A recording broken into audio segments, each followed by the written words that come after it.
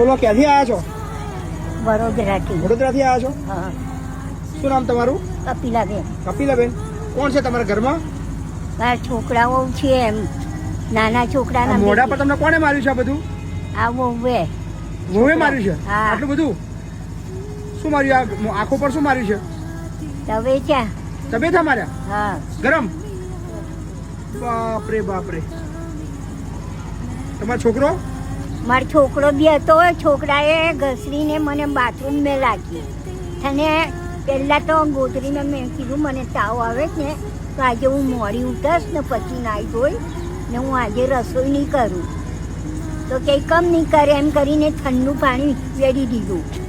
તમારી પર હવારમાં? હા, સવારમાં ઠંડી કેટલીને ને પછી મને ઘસરીને કાઢી મૂકી.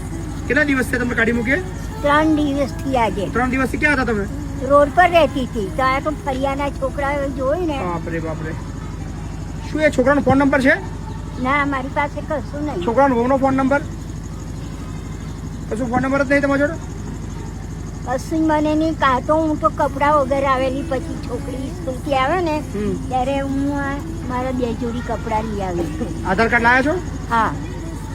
કપિલાબેન ને કાંઈ વાંધો નહીં. રહો, પછી આપણે રસ્તો કરીએ છીએ ને એ દીકરાને આપણે શોધીએ છીએ, બરાબર ને? અમદાવાદ વડોદરામાં કઈ જગ્યાએ?